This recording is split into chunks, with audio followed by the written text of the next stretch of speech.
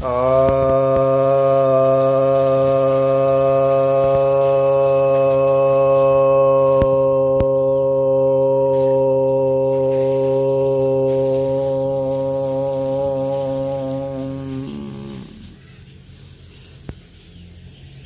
भक्तजनों को सप्रेम नमन। तो आज मैं आपको महर्षि पतंजलि के योग सूत्र ग्रंथ के चौथे अध्याय, जिसे कैवल्यपाद कहते हैं, के 31वें सूत्र की व्याख्या करने जा रहा हूँ। यह सूत्र इस प्रकार है। तदा सर्वावरण मलपेरस्य ज्ञानस्य अनन्त्यात् ज्ञेयं मल्पम्। अर्थात यहाँ जो तदा आया है वह जो पहले के जो क्लेश कर्म थे उसको समाप्त करने के अर्थ में आया है कि वह जब समाप्त हो जाता है तब क्या होता है कि जितने भी आवरण हैं, सर्व आवरण मल के, जो मल हैं उसके सारे आवरण जो भी, अर्थात हमारे चित्त में जो भी दोष थे, काम क्रोध लोभ मोह ईर्ष्या द्वेष आदि जो मल थे और पहले के संस्कारों से भी वह ढका हुआ था, या अविद्या आदि जितने भी मल थे, ये सारे मल जब समाप्त हो जाते हैं, उनसे जब रहित हो जाता है हमारा चित्त, तो वह चित्त प्रकाशित हो जाता है। और प्रकाशित हो जाता है अर्थात ज्ञान से भर जाता है। और कितने ज्ञान से? तो अनंत ज्ञान से, यानी ऐसे ज्ञान जिसका कि अंत नहीं है।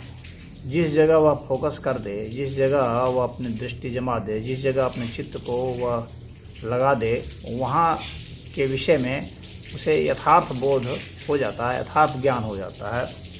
यह जो है इस प्रकार से यह चित्त अनंत ज्ञान वाला हो जाता है, क्योंकि अब उसका समायोजन पुरुष से हो जाता है, अर्थात आत्मा से हो जाता है, और उसका जो समायोजन है वह परमात्मा से हो जाता है। परमात्मा का ज्ञान अनंत माना जाता है, इसलिए यह ज्ञान भी अनंत हो जाता है। और जो पदार्थ जगत की चीज़ें हैं, सांसारिक चीज़ें हैं, ये तो बहुत छोटी तुच्छ हैं। इस विषय में भी ये जो एक तो इनका विषय ही छोटा है, इनकी संख्या मात्रा भी छोटी है, तो इसलिए इन्हें यहाँ पर तुच्छ कहा है। वैसे भी जो आध्यात्मिक जगत है या इंद्रियों से परे की जो सत्ता है, वह पूरे अस्तित्व की सत्ता में उसकी सबसे बड़ी भागीदारी है।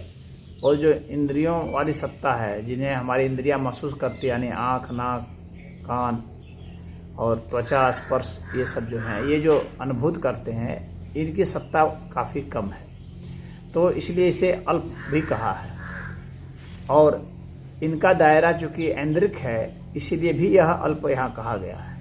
तो यह कहा जा रहा है कि ये सब जो हैं, जो ये सब भी जो जानने योग्य हैं, ये काफ़ी अल्प है, काफ़ी छोटा है, और उसका ज्ञान अनंत है। वह चाहे तो इसमें फोकस कर सकता है अपने को,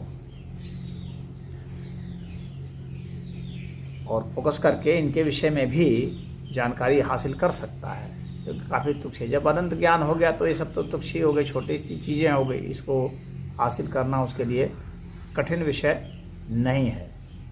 तो यहाँ पर वे पतंजलि जी बतलाना चाह रहे हैं कि जब हमारे चित्त के मल समाप्त हो जाते हैं तो हमारा चित्त अनंत प्रकाशित होकर अनंत ज्ञान वाला हो जाने के कारण उसके लिए कोई भी ज्ञान की चीज़ जो ज्ञेय है, यहाँ पर इसलिए ज्ञेयम का प्रयोग किया गया है। तो यहाँ जो ज्ञेय है, यानी जो जानने योग्य विषय है, वह काफ़ी कम हो जाता है, तुच्छ हो जाता है, उसमें प्रकाश में सारे आ जाते हैं। और इसलिए अब वह व्यक्ति ज्ञान से संपन्न हो, आनंद चित्त शांत रहता है। तो इसमें इतना ही। ओम।